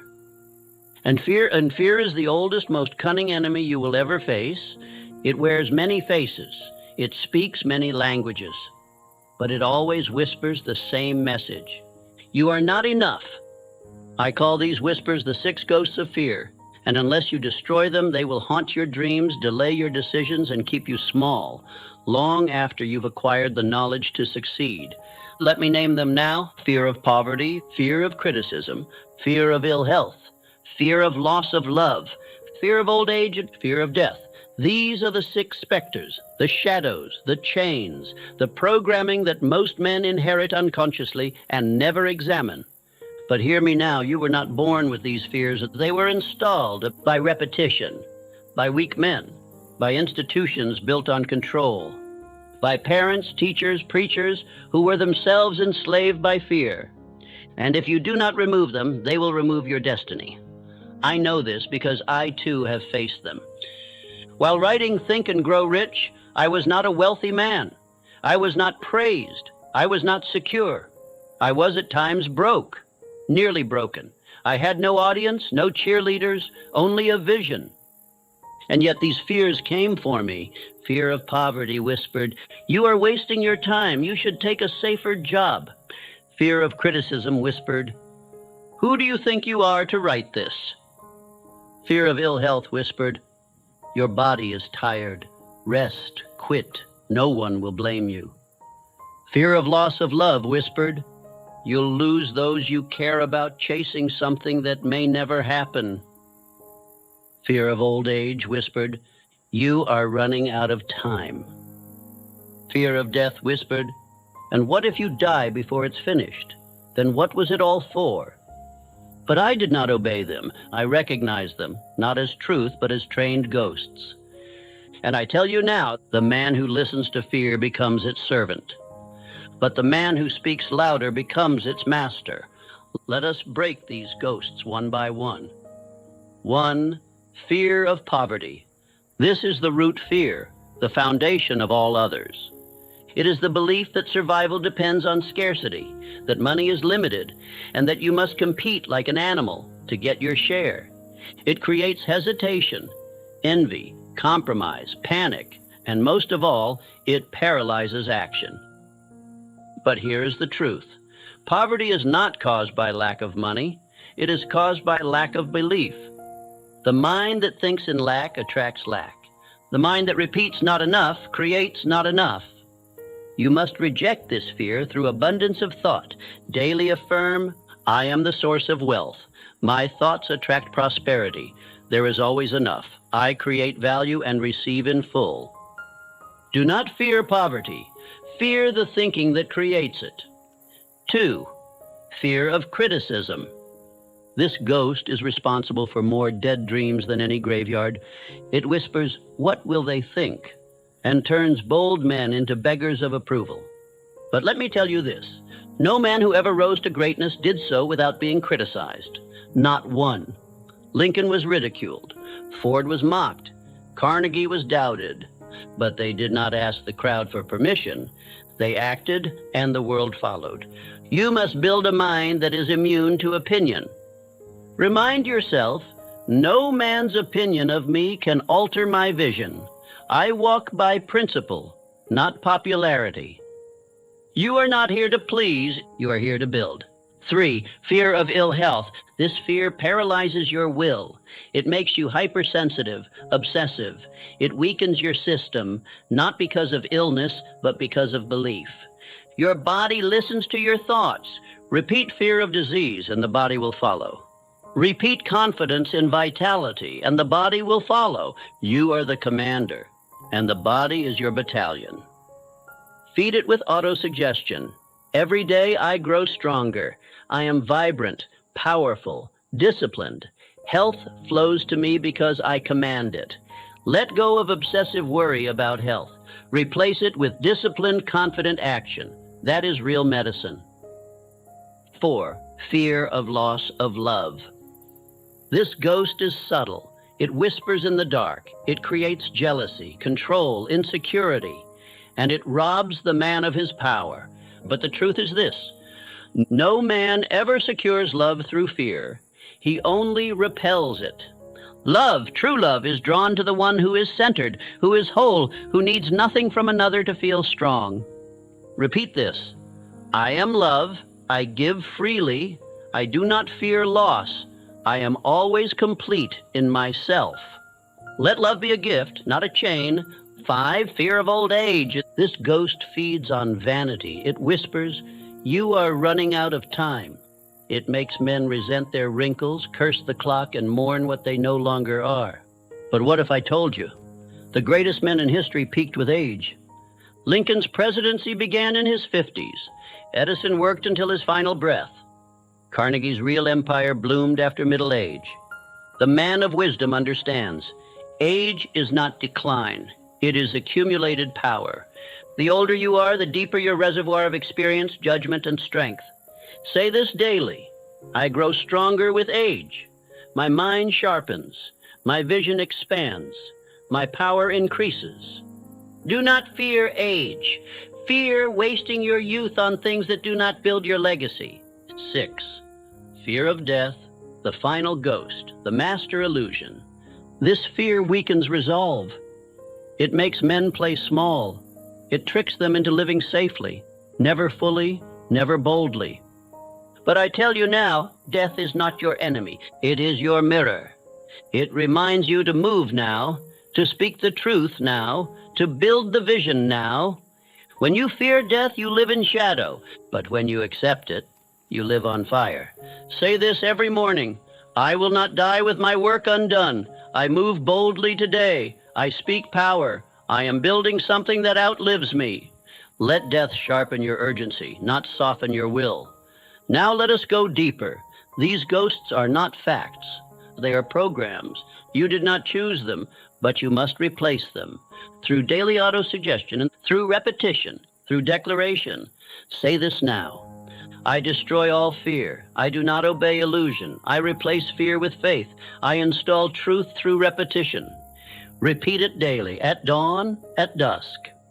Train your mind until fear no longer feels familiar. Let me leave you with this: you are not fighting the world. You are fighting what you were taught to fear. And the only way to win is to teach yourself something new. That is your duty now. Speak faith and repeat power. Starve fear through action and become the man that fear can no longer reach. There is a power that walks into every room before you speak a word, a presence that announces itself without sound, a vibration that communicates your strength long before your lips move. It is not arrogance, and it is not ego. It is self-confidence. And without it, no man commands. Without it, no man leads. Without it, no man builds wealth that endures. Let me say this plainly. Confidence is not thinking you are better than others. Confidence is the unshakable loyalty to your own vision. It is the steel backbone beneath your words, the fire beneath your eyes, the internal certainty that says, this is who I am. This is where I'm going. I will not retreat. There was a man whose life revealed the true nature of self-confidence, and a man often misunderstood, ridiculed, mocked for his voice, his gait, his lack of polish. But this man did not bend to criticism. He did not flinch in the face of hatred. He did not explain himself to small minds. He stood tall. He stayed quiet when others barked. And with a calm rooted in faith, he changed the fate of a nation. That man was Abraham Lincoln. I have studied Lincoln more closely than most will ever know. And what I found was this: his strength did not come from external validation. His power came from alignment between who he believed he was and how he chose to live. He did not react to opinion. He did not seek applause. He spoke when it mattered. He acted when it counted. And his decisions, though controversial, carved a new future into the bedrock of history. This, my friend, is confidence. It is the ability to move forward without needing permission. But how does a man build such power? How does a man go from doubt to dominance, from second guessing to certainty, from hesitation to unshakable presence? It begins in the same place all power begins, the mind. And not the conscious mind, but the subconscious. Because here is the truth. Confidence is not something you are born with. It is something you install. And installation comes by repetition. Let me give you the exact formula I taught in Think and Grow Rich. I called it the self-confidence formula, a daily ritual to impress belief onto the subconscious mind until confidence becomes your default identity. There are 5 parts. And every part is a command. Let us walk through them now, not as theory, but as ritual. 1. I know that I have the ability to achieve the object of my definite purpose in life. This is the foundation. Do not say it casually. Say it daily. Say it with force. Say it until your cells vibrate with conviction. I know. Not I wish, not I hope. I know. This declaration must echo through your entire system until doubt has no room left to breathe. 2. I realize that dominating thoughts of my mind will eventually reproduce themselves in outward physical action and gradually transform themselves into reality. This is law. What you think consistently, emotionally, and with clarity becomes what you live. This is why autosuggestion is sacred. Because every time you speak power, you deepen your belief. Every time you rehearse identity, you remove contradiction. Say it again. My thoughts shape my world. My dominant thoughts create my dominant life. And let your actions align. 3. I will concentrate my thoughts for 30 minutes daily upon the task of thinking of the person I intend to become, thereby creating in my mind a clear mental picture. This is visualization. This is imagination, and this is identity installation. You must see the man before you become the man. Every morning or night, sit in silence. Close your eyes. See yourself. Clear, specific, and complete. See him walk. See him speak. See him act with calm, purpose, certainty. And the more clearly you see him, the faster you become him. This is not fantasy. This is programming. 4. I will devote 10 minutes daily to demanding of myself the development of self-confidence. 10 minutes every day. Speak affirmations aloud. Write them down. Say, I am bold. I am deliberate. I am powerful. I am a leader. I trust my decisions. I speak with clarity. I do not second guess. I do not drift.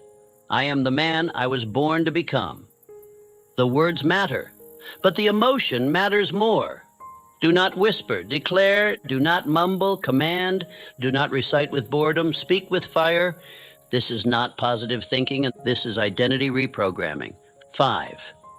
I will clearly write down a description of my definite chief aim in life, and will never stop trying until I shall have developed sufficient self-confidence for its attainment. This is purpose, and purpose is the fuel of confidence. You must know your aim clearly, not someday and not vaguely, but now. Write it down, carry it with you, repeat it daily. A man with no aim will always doubt himself, but a man with a purpose that burns in his bones, nothing can stop him. Because he is no longer powered by emotion. He is powered by mission. Now let me say this to you directly. If you struggle with confidence, it is not because you are weak. It is because you were trained by weak men, by fear, by failure, to think small. But now you have the tool. Now you have the formula. And now it is your duty to repeat it daily. Confidence is built like a fortress, brick by brick. And the bricks are your words, your thoughts, your standards, your rituals. I once said this, you become what you think about most of the time. But let me go further. You become what you repeat with the most emotion. So what are you repeating? Doubt, delay, distraction, or no power, presence, purpose? The choice is yours. Let us finish this part with one more declaration. Say it aloud. I am the master of my destiny. I believe in myself. I act with certainty. I do not seek permission. I follow my vision until it becomes my life. Say it again. Say it daily. Because confidence is not something you hope to have. It is something you train to become. And once you build it, nothing can take it from you. Not fear, not rejection, not delay, because self-confidence, once installed, becomes your steel backbone, the unbreakable foundation of wealth, leadership, and power. Now let us proceed. There is a moment in every man's life when he must stop asking for permission. A moment when he must rise, not because the world told him he was ready, but because he decided to lead. Leadership is not a title. It is not a role assigned by others. It is not something handed down by committee or granted by vote. It is a state of mind, a posture of command, and above all, it is the refusal to wait. The man who leads is the man who moves. While others talk, he builds. While others hesitate, he acts. While others look for approval, he creates momentum. And I tell you this truth without hesitation. Wealth flows to leaders. When I sat with Andrew Carnegie, one of the most powerful men to ever walk the soil of America, he told me something I never forgot. He said, the world does not pay for effort. It pays for execution, and it follows the man who walks forward when others stand still. He then told me of a young man who embodied this law better than anyone he had ever known. That man's name was Charles M. Schwab. He began as a humble stake driver, a laborer in the shadows of the steel giants. But he carried something with him, not wealth, not credentials, but initiative. When no one was watching, he worked harder. When problems arose, he offered solutions. When tension grew, he held a steady tone of vision and fire. He did not wait to be told. He took command. Carnegie, a man who could see leadership from a mile away, promoted Schwab again and again, not because of his background, but because of his behavior. And eventually, Schwab rose to become president of U.S. Steel, the largest corporation on earth at the time, at the age of 35. Now let us look closely. What was Schwab's secret? Was it charisma, confidence, intelligence? Perhaps, but those were symptoms of something deeper. The true foundation of his rise was this: initiative. And what is initiative? It is the will to begin before you're asked, the will to solve before you're forced, the will to rise while others are waiting. It is personal leadership in action. Every man is born with potential, but only the few choose to act on that potential before the world validates them. You see, most men are trapped in a silent prison called permission. They wait. Wait to be told they're good enough. Wait for the right time, wait for the applause, wait for the door to open on its own. But the leader, the man of power, he does not wait. He builds the door. Now hear me clearly. Leadership is not domination, it is direction. It is not the loudest voice in the room, it is the clearest. It is not ego, it is responsibility. Because leadership demands more from the man who holds it. More vision, more clarity, more discipline, more example. You do not get to drift. You do not get to collapse. You do not get to quit when it's hard, because leadership means that your example is shaping the actions of those who follow. If you quit, they will quit. If you fear, they will fear. If you rise, they will rise. This is the great power and great weight of leadership. Let us define it now as I recorded it in Think and Grow Rich. Leadership is the combination of responsibility, vision, and execution. Responsibility means you own everything, even the failure, even the confusion, even the silence. Vision means you see further than others. You speak of outcomes before they exist. You carry an image in your mind that becomes a magnet for action. Execution means you move, not just once, not just when it's easy, but daily, relentlessly, until the vision becomes real.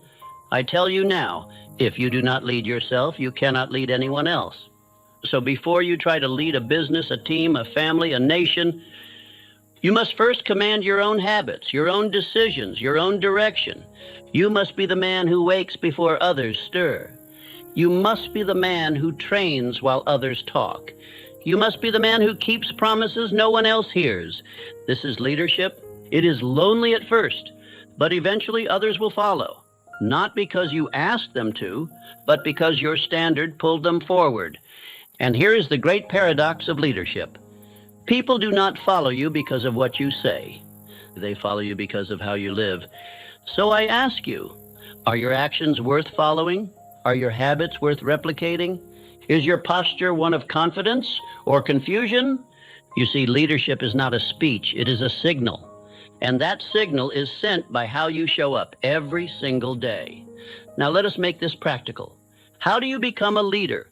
How do you become the kind of man who commands without asking, who draws men forward by the gravity of your identity? You do not wait for it. You train it. And the training is simple. Begin before you're ready. Speak with clarity before others believe. Take responsibility before blame is assigned. Make decisions before they are comfortable. Act consistently even when no one notices. This is how leaders are forged, not in spotlight, in silence. Let us return to Schwab for a final lesson. When Carnegie promoted him, Schwab did not celebrate. He got to work. He did not grow arrogant. He grew sharper. And when the company faced pressure, when steel orders slowed, when the press attacked, Schwab stood calmly in front of the storm. He reminded men why they began. He painted pictures of what was possible. He clarified the next move, and then he led by making it first. He did not flinch. And because he did not flinch, others followed. This is the model. This is your assignment. Take command before others believe in you. Take it in your routine, take it in your work, take it in your silence. And eventually the world will catch up. They will ask, oh, who is that man? They will say, he moves like he was born for it. But you will know the truth, that you weren't born with it. You built it.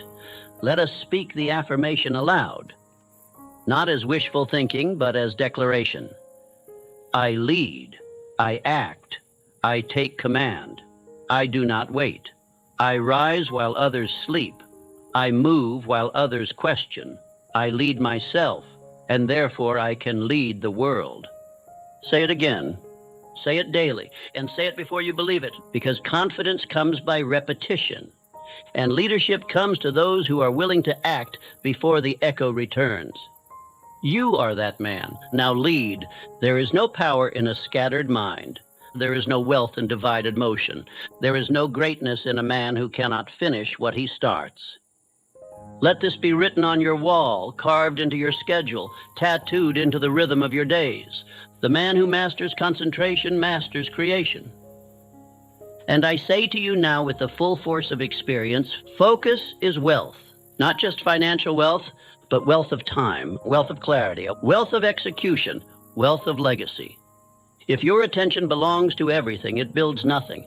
Andrew Carnegie understood this law better than anyone I ever knew.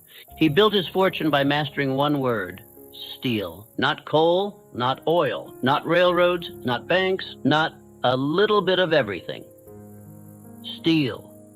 For years, he was ridiculed for placing every ounce of his energy, thought, and investment into one thing. The critics called him naive. They said it was reckless. But Carnegie smiled because he understood something they didn't. A man who tries to master many things becomes master of nothing. He focused so intensely, so relentlessly, so ferociously, that steel became his domain. And in time, the world yielded. Steel built the cities, steel laid the rail. Steel became the skeleton of civilization, and with it, Carnegie became the richest man on earth. Let us speak also of Henry Ford, another man who focused. He did not chase 10 ideas at once. He chased one: automation. While the world obsessed over invention, innovation, newness, Ford obsessed over one question: how can I produce more, faster, with less? He eliminated distraction. He silenced the noise. He concentrated his vision. And through that concentration came the assembly line. An idea so simple, so powerful, so focused, that it changed every industry forever. Ford's empire was not born from scattered genius. It was born from narrow genius. Now you must look in the mirror and ask yourself, am I focused or fragmented? Is your attention a laser or a lantern? Are your days structured for deep work or lost in shallow effort? Do you start tasks and see them through, or skip from one impulse to the next? Because I will tell you this truth with no softness. Scattered effort equals scattered results. You cannot become a man of power, a builder of fortune, if you allow your energy to be siphoned off by every whisper, every impulse, every distraction. Focus is not optional. It is foundational. You see, we live in a world that rewards the distracted. That glorifies multitasking. That seduces the mind with noise, novelty, and endless consumption. But the truth remains, no man ever got rich by being distracted. No man ever wrote a legacy with 10 tabs open in his mind. No man ever forged greatness by checking every notification that begged for his attention. You must guard your mind like it contains gold, because it does. Let us speak now of concentration in practical terms. What is concentration? It is the art of doing one thing well until completion, without deviation, dilution, or drift. It is the deliberate exclusion of everything unnecessary. It is the power to say no to 1,000 things, so you can say yes to the one thing that matters most. And I tell you now, you cannot build a rich life until you learn to guard your focus like treasure. Here is the discipline I give you, simple but powerful. 1, identify your one aim, not 5, not 3, not even 2, just one. One chief aim, one burning mission, one focus that organizes every hour of your day. Write it down, recite it daily, build your routine around it, and let everything else be background noise. 2, destroy the enemies of focus. You already know them. Interruptions, idle conversations, vague goals, endless research, chronic indecision, busy work that feels productive but builds nothing. These are enemies of wealth. They drain you of attention and therefore of power. Remove them without apology, without exception. 3, create sacred focus time. There must be hours of your day, non-negotiable, protected hours, where you build, create, and concentrate. Not casually, not when you feel like it, but daily. This is your war room, your temple, your workshop, and no one disturbs it, nothing penetrates it. And from this chamber will flow your empire. Let us be honest. Most men are not lacking intelligence. They are lacking focus. They try too many things. They start too many projects. They live with a cluttered mind and wonder why their life bears no fruit. But the truth is simple. A scattered life is not a rich life.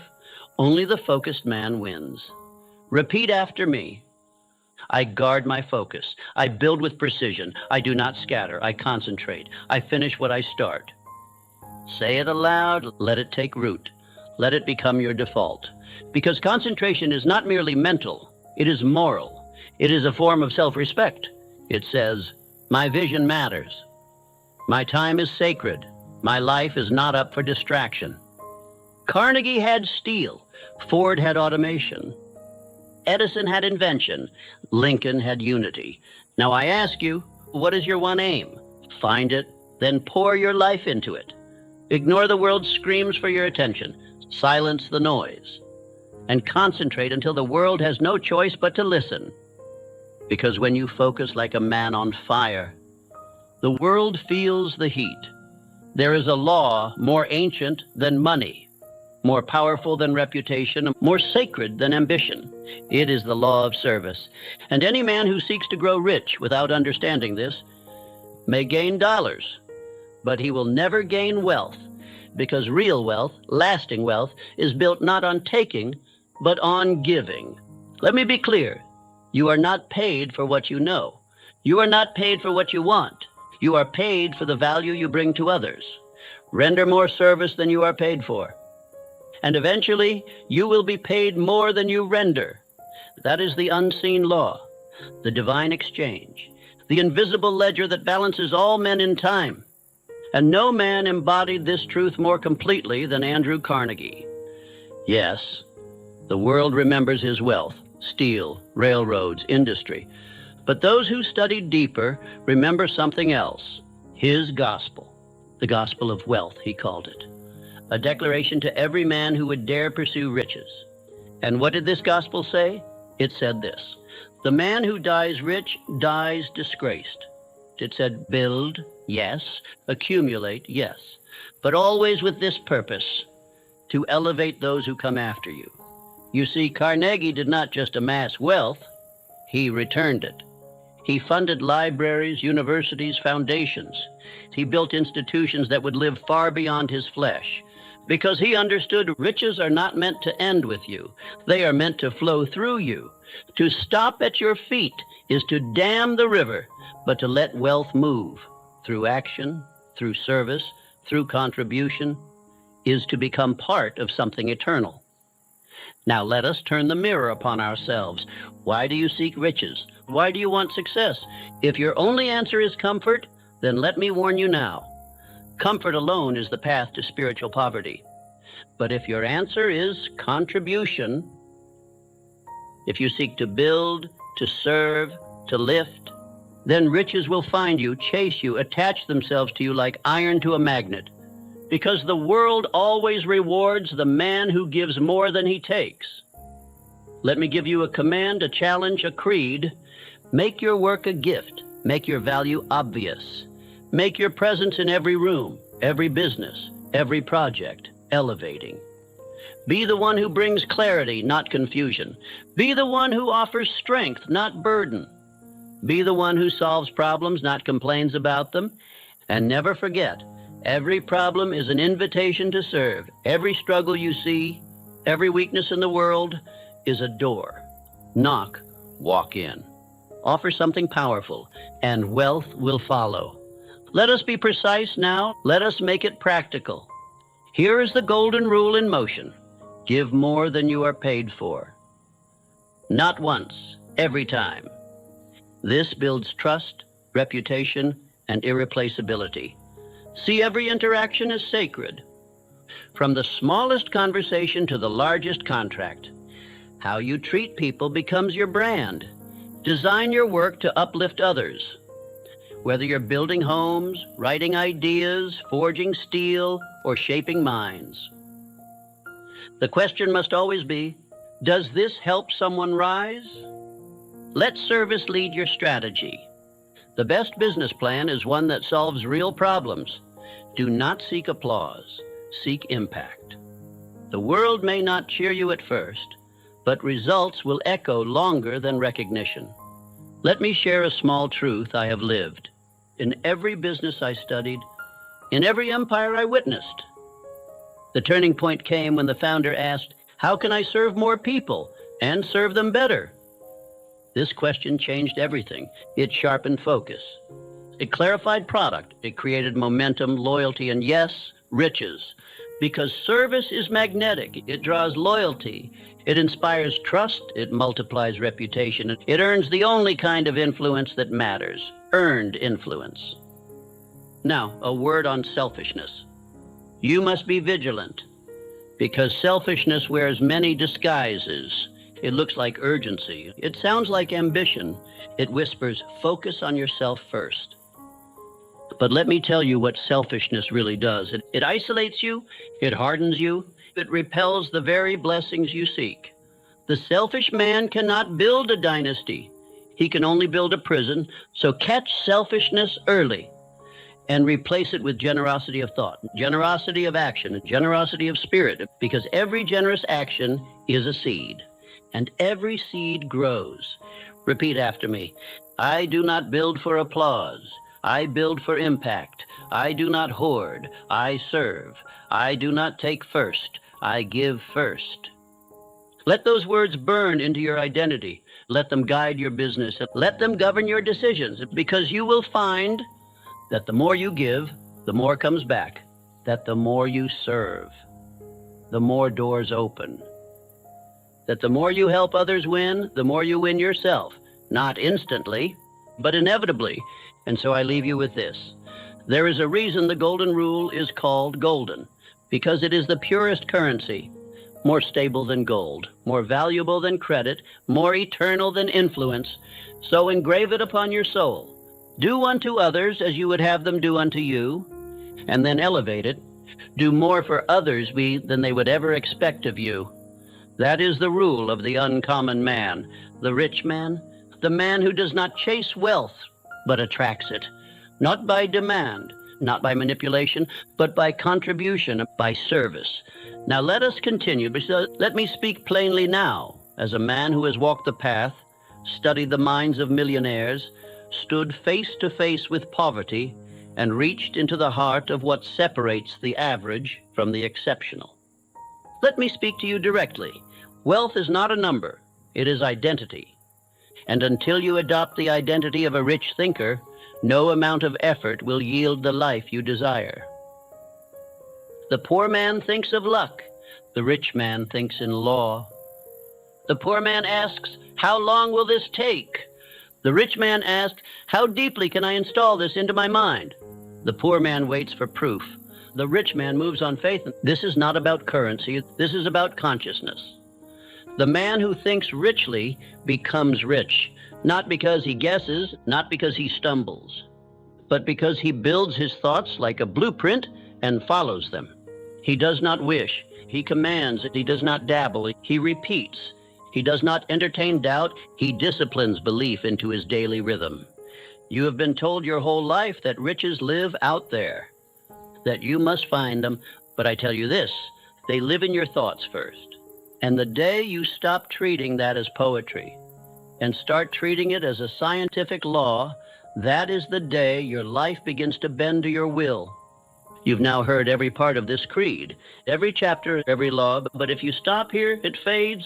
If you walk away now, you'll return to drift, to doubt, to the hypnotic rhythm that keeps men average. So let me be clear. This speech is not the end.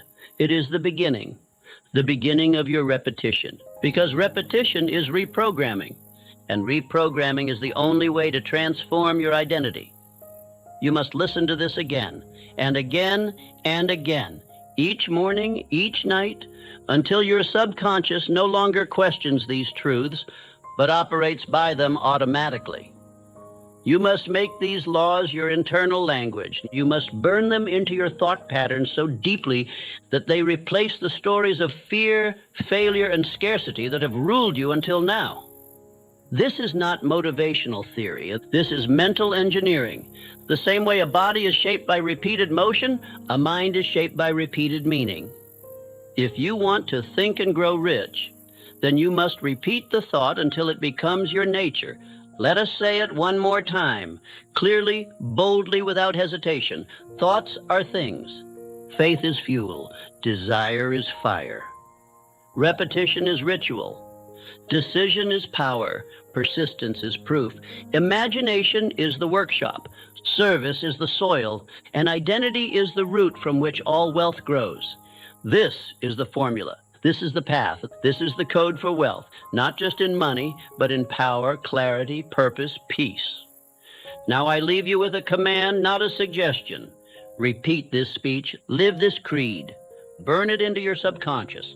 Let it echo louder than fear, louder than excuses, louder than the world's noise, because the world will not remind you of these truths. It will not reward you for listening once.